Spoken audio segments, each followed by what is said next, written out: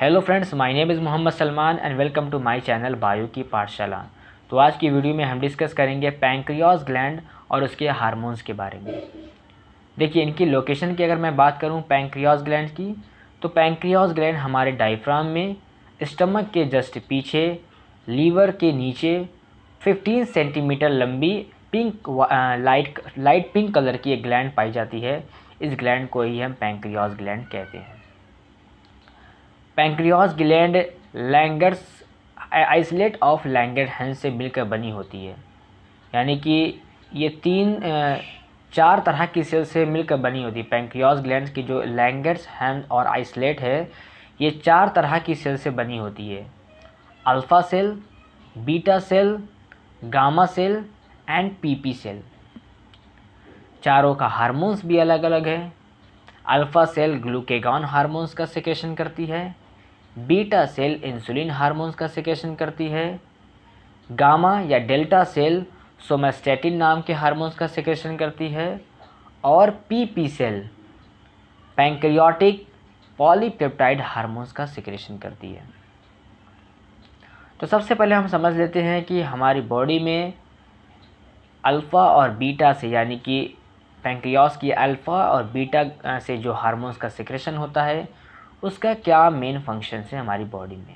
जैसे कि अल्फ़ा और बीटा से इंसुलिन और ग्लूकेगॉन नाम के हार्मोन्स का सिक्रेशन होता है। ग्लूकेगॉन और इंसुलिन का मेन फंक्शंस ये है हमारी बॉडी में कि ये बेसल मेटाबॉलिक एक्टिविटी को इंक्रीज़ करता है। बेसल मेटाबॉलिक रेट यानी कि BMR के रेट को इंक्रीज़ करता है, और हमारे बॉडी में प्रोटीन के सिंथेसिस, विटामिन ए के सिंथेसिस के लिए ये हार्मोन्स का एक इम्पॉर्टेंट रोल होता है। और साथ ही साथ पूरी बॉडी की एक तरह से मेटाबॉलिक एक्टिविटी को भी ये कंट्रोल करता है। तो सबसे पहले इंसुलिन और ग्लूकेगॉन हार्मोन्स में से सबसे पहले हम समझ लेते हैं इंसुलिन हार्मोन्स के बारे में। देखिए, इंसुलिन हार्मोन्स की डिस्कवर सबसे पहले बेस्ट एंड बैटिन नाम के दो साइंटिस्ट ने की थी, और इस वर्क के लिए उनको नोबेल प्राइज़ से भी हॉनर्ड किया गया था। हमारी बॉडी में इंसुलिन हार्मोन्स का मेन फंक्शंस क्या है। देखिए, जब हम कार्बोहाइड्रेट लेते हैं, यानी कि कार्बोहाइड्रेट जब हम फूड मटेरियल्स के रूप में लेते हैं, तो ब्लड में ग्लूकोज की मात्रा या ग्लूकोज की अमाउंट जो है वो इंक्रीज़ हो जाती है। तो ये इस वक्त ये इंसुलिन हार्मोन का सिक्रेशन होता है, और तमाम जितनी भी हमारी बॉडी में सेल्स हैं उनको स्टिमुलेट करता है ग्लूकोज को लेने के लिए। तो हमारी बॉडी की जितनी ग्लूकोज है उनकी नेसेसरी के अनुसार, यानी कि उनकी आवश्यकता के अनुसार ब्लड से उन ग्लूकोज को लेकर अपनी मेटाबॉलिक एक्टिविटी को करती हैं। लेकिन अगर हमारे ब्लड में ग्लूकोज कम हो जाए या फिर ज़्यादा हो जाए, यानी कि इंसुलिन हार्मोन्स का सिक्रेशन अगर ब्लड में कम होने लगे या ज़्यादा होने लगे, इसको हम बोलते हैं इर्रेगुलरिटीज़ ऑफ इंसुलिन हार्मोन्स का कमी या फिर ज़्यादती होने लगे ब्लड में, तो क्या हमें कैसे कैसे सिम्टम नज़र आते हैं और कैसी डिजीज़ वहाँ पर बॉर्न करती है। जब इंसुलिन हार्मोन्स का सिक्रेशन हमारे ब्लड में कम होने लगता है, ब्लड में जब इंसुलिन हार्मोन्स का सिक्रेशन कम होने लगता है, तो अपने आप ही हमारे ब्लड में ग्लूकोज की अमाउंट जो है वो इंक्रीज़ करने लगती है। देखिए, हमारी बॉडी की जितनी भी सेल्स हैं, अगर इस हार्मोन्स की ज़्यादा कमी की वजह से, यानी कि इंसुलिन हार्मोन जब कम हो जाता है, बॉडी की जितनी भी सेल्स होती हैं वो ब्लड से ग्लूकोज को नहीं ले पाती हैं, और इन सेल्स में ग्लूकोज की कमी हो जाती है। जब ग्लूकोज की सेल्स में कमी हो जाती है, तो यानी जितनी भी सेल्स है ग्लूकोज को नहीं ले पाती है, तो हम देखते हैं कि ब्लड में बहुत ज़्यादा अमाउंट में ग्लूकोज की अमाउंट इंक्रीज़ हो जाती है। जाहिर सी बात है, जब हमारी सेल्स ग्लूकोज नहीं ले पाएंगी तो ब्लड में ग्लूकोज की अमाउंट बढ़ जाएगी। इतनी ज़्यादा बढ़ जाती है कि वो पर्सन यूरिन के फॉर्म में यूरिन और प्लस ग्लूकोज बॉडी से रिलीज़ करने लगता है, और उसको बार बार रिलीज़ करना पड़ता है। बार बार उसको थर्स्टी फील होगी और बार बार वो अगेंस्ट बाय अगेन वो ग्लूकोज को रिलीज़ करेगा in the form of urine के रूप में। अब देखिए, उस पेशेंट को बहुत ज़्यादा भूख भी लगती है, खाना भी खाएगा, वो फूड भी एक्सेप्ट करेगा, लेकिन उसके बॉडी के अंदर एनर्जी नहीं बनेगी, क्योंकि वो उसकी सेल्स ग्लूकोज को ले ही नहीं पा रही है, तो क्या एनर्जी बनेगी। और वो ग्लूकोज जो है यूरिन के फॉर्म में बार बार इसको रिलीज़ करना पड़ता है, जिसको हम पॉलीयूरिया कहते हैं। और ऐसे डिजीज़ को हम, इस तरह की बीमारी को हम डायबिटीज़ कहते हैं, जिसको हम लोकल लैंग्वेज में कहते हैं कि वो पर्सन शुगर डिजीज़ से अफेक्टेड है। तो हम क्या कहते हैं कि उस पेशेंट को बचाने के लिए, इस डिजीज़ से बचाने के लिए उसे अलग से इंसुलिन हार्मोन्स का इंजेक्शन देते हैं, यानी कि उसको इंसुलिन हार्मोन्स इंजेक्ट करते हैं उसकी बॉडी में, या फिर डॉक्टर जो है इंसुलिन गोलियां उसको लेने के लिए कहते हैं। सबसे पहले सान नाम के एक साइंटिस्ट आए, तो उन्होंने ही सबसे पहले आर्टिफिशियल इंसुलिन हार्मोन्स का फॉर्मेशन किया था। दूसरी बात, जब ब्लड में इंसुलिन हार्मोन्स का सिक्रेशन ज़्यादा होने लगता है, तो उस कंडीशन में क्या होता है हमारी बॉडी में, जब हमारे ब्लड में हाइपर सिक्रेशन होने लगता है इंसुलिन हार्मोन्स का, तब हम देखते हैं कि ग्लूकोज की अमाउंट घट जाती है, कम हो जाती है।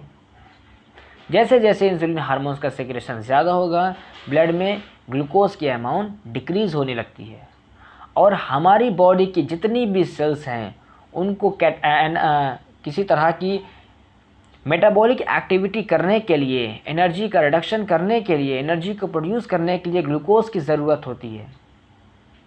तो इतने कम ग्लूकोज होने की वजह से हमारी बॉडी के सेल्स जो होती हैं उतना वो ग्लूकोज को नहीं ले पाती हैं, और हमारी बॉडी की बहुत सारी ऐसी सेल्स होती हैं जिनको ज़रा से भी ग्लूकोज नहीं मिल पाती, जैसे कि फॉर एग्ज़ाम्पल हमारे नर्वस सिस्टम की न्यूरॉन सेल और रिप्रोडक्टिव एपिथेलियम सेल्स, रेटिना, ये सारी को, इन सेलों को अपना रिडक्शन का एनर्जी को प्रोड्यूस करने के लिए जनरली ग्लूकोज की ही ज़रूरत पड़ती है, लेकिन ग्लूकोज की इतनी कमी हो जाती है कि इनको ग्लूकोज नहीं मिल पाता है।